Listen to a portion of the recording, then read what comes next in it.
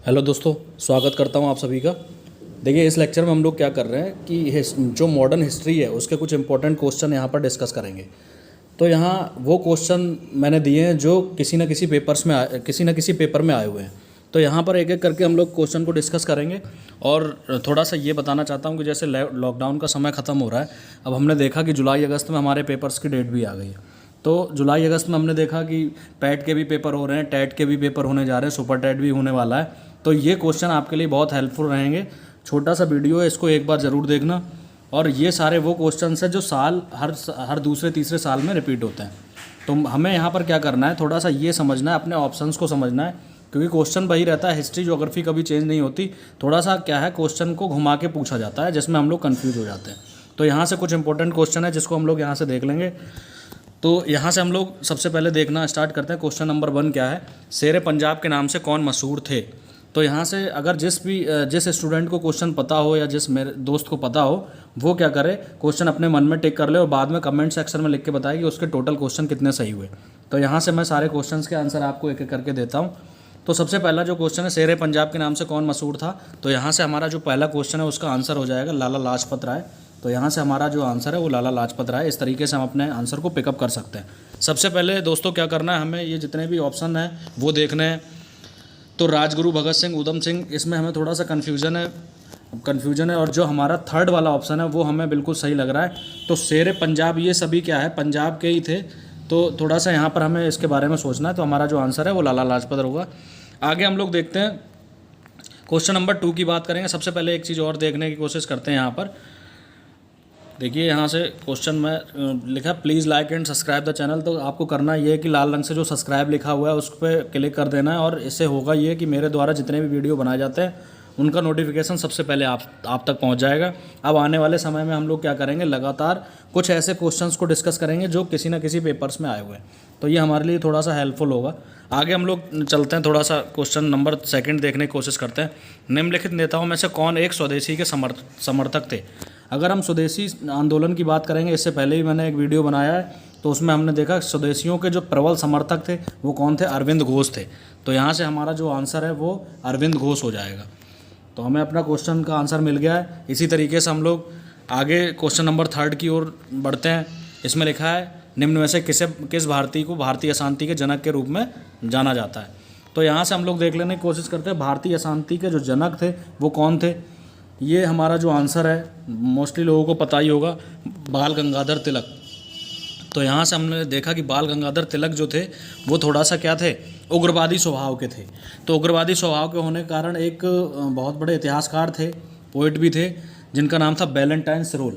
तो वैलेंटाइन सरोल ने अपनी एक किताब में लिखा है कि भारतीय अशांति के जनक के रूप में कौन है, लोकमान्य गंगाधर तिलक को जाना जाता है। इसी तरीके से हम 3rd क्वेश्चन को करने के बाद हम 4th क्वेश्चन पे चलते हैं। यहाँ पर लिखा है क्रांतिकारियों के गुप्त समाज अभिनव भारत का गठन किसने किया था। अब अभिनव भारत का मतलब नया भारत। तो अभिनव भारत का जो गठन किया था, अभिनव भारत क्या है, एक समिति थी, उसका गठन किसने किया था, बी.डी. सावरकर ने किया था। मोस्ट इंपॉर्टेंट क्वेश्चन है, कई बार पेपर्स में पूछा जा चुका है। तो यहाँ से हम लोग ध्यान रखेंगे बी.डी. सावरकर। तो ये हमारा आंसर हो गया। इसके साथ हम लोग और डिस्कस कर लेते हैं। बी.डी. सावरकर का नाम एक जगह और बहुत ज़्यादा फेमस है, वो यहाँ से मैं लिख देता हूँ भूदान आंदोलन। तो भूदान आंदोलन के बारे में अगर पूछा जाए, यहाँ से लिख देता हूँ भूदान आंदोलन। भूदान जैसा कि हमें नाम से ही स्पष्ट है, भूमि का दान करना। तो ये क्या करते थे, पुणे में इन्होंने क्या किया, कुछ भूमि को दान किया था जो गरीब लोग थे उनके लिए। तो इस तरीके से भूदान आंदोलन के साथ भी इनका नाम जुड़ा रहता है। अब अभिनव भारत का पूछा जाएगा तब भी बी.डी. सावरकर हमारा आंसर होगा। इसी तरीके से क्वेश्चन नंबर 5 की तरफ हम लोग चलते हैं। मित्र मेला संघ को शुरू करने वाले कौन थे।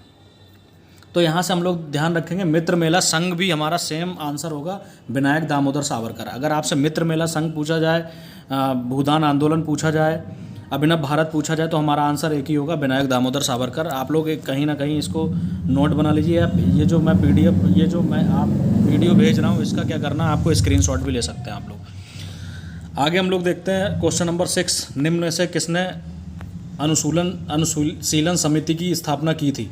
तो ये थोड़ा सा नया क्वेश्चन है। इस तरीके के क्वेश्चन भी हमारे पेपर्स में लगातार पूछे जा रहे हैं। तो यहाँ से हमें कुछ समितियों के नाम भी ध्यान रखने हैं। तो हमारा जो आंसर होगा वो पी मित्रा होगा। तो यहाँ से हमने अपने आंसर को पिकअप किया, पी मित्रा। तो इसको आप क्या करो, ऐसे ही रट लो, क्योंकि इसकी कोई ट्रिक नहीं है। तो क्वेश्चन नंबर 6 के बाद हम लोग 7th की तरफ चलते हैं। लिखा है मुजफ्फरनगर में किंग्स फोर्ड की हत्या का प्रयास कब किया था। इंपॉर्टेंट क्वेश्चन है क्योंकि एक बड़ा प्रयास था, इसीलिए बार बार क्वेश्चन हमारे पेपर्स में पूछा जाता है। तो यहाँ से हमारा आंसर जो होगा, डेट तो आपको रटनी पड़ेंगी, हिस्ट्री में कुछ डेटें इंपॉर्टेंट है वो हमें रटनी पड़ेंगी। इसका जो आंसर है वो 1908 होगा, क्योंकि कुछ अब हमने देखा कि साल 2 साल से क्या है, डेटों से संबंधित भी कई सारे डेट्स पूछी जा रही हैं पेपर्स में। तो यहाँ पर हमें थोड़ा सा याद रखना है डेट्स। मैं आपको एक PDF बना के दूंगा, तो उसमें डेट जो इंपॉर्टेंट डेट्स हैं वो उसमें लिखी होंगी। तो यहाँ पर क्या है, चैनल को बस सब्सक्राइब करना है आपको। उसके बाद देखिए क्वेश्चन नंबर 8, निम्न में से कौन सा हिंदुस्तान रिपब्लिक एसोसिएशन का सदस्य नहीं था। अब यहाँ से देखिए हम अपने ऑप्शन को देखने की कोशिश करते हैं। अब देखिए ये जो 3 ऑप्शन है नीचे वाले, भगत सिंह, अजीत सिंह और चंद्रशेखर आज़ाद, अगर हम सही से थोड़ा बहुत भी अगर हमने हिस्ट्री को पढ़ा है तो ये तीनों नाम हमें एक साथ मिल जाते हैं, लेकिन शिव वर्मा का नाम हमें एक साथ नहीं मिलता। तो हमारा जो यहाँ से आंसर होगा वो क्या होगा, शिव वर्मा होगा। तो यहाँ हमारा जो ऑप्शन 1 सही है, ठीक है ना, 8 का 1 होगा। आगे हम लोग चलते हैं क्वेश्चन नंबर 9। इसमें लिखा है निम्न में से काकोरी षड्यंत्र कांड में से फांसी की सज़ा से बच गया था। तो इसमें कौन सज़ा से बच गया था, सबसे पहले एक बात समझनी, काकोरी षड्यंत्र से बहुत सारे क्वेश्चन आते हैं। काकोरी षड्यंत्र कहते हैं या काकोरी कांड कहते हैं। काकोरी क्या है, एक ऐसा स्टेशन है जो हमारे यूपी में ही पड़ता है। तो यूपी में होने के कारण यहाँ से ज़्यादा क्वेश्चन बनते हैं। तो इसको हम लोग ब्रॉड एक घटना है, इसको थोड़ा ब्रॉड में डिस्कस करेंगे।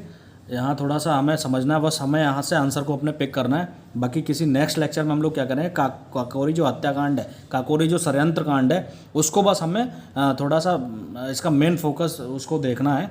यहाँ से हमारा जो आंसर है वो क्या हो जाएगा, काकोरी षड्यंत्र फांसी से बच गया था। फांसी किसको किसको हुई थी ये भी आगे क्वेश्चन में समझाऊंगा। तो बचा कौन था इसमें, हम लोगों को अगर ऑप्शन देखें तो यहाँ से हमें देखना पड़ेगा कि चंद्रशेखर आज़ाद। चंद्रशेखर आज़ाद के बारे में अगर हम जरा सा भी जानते हैं तो हमने देखा कि चंद्रशेखर आज़ाद ने क्या किया था, अपनी रिवाल्वर से अपने गोली मार ली थी।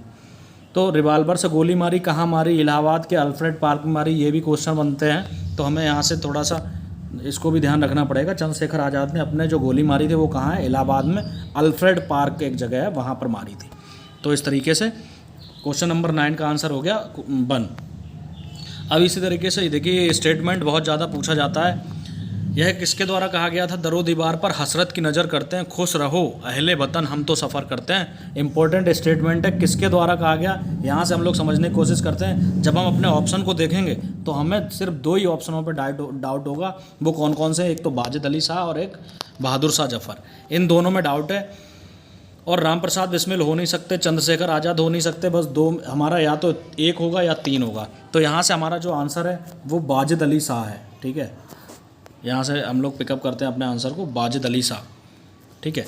ये हमारा आंसर हो गया। अब बहादुर शाह जफर भी क्या थे, एक शायर थे, लेकिन इनके द्वारा ये जो स्टेटमेंट है वो किसके द्वारा दिया गया, वाजिद अली शाह के द्वारा दिया गया। ये हमें थोड़ा समझना है।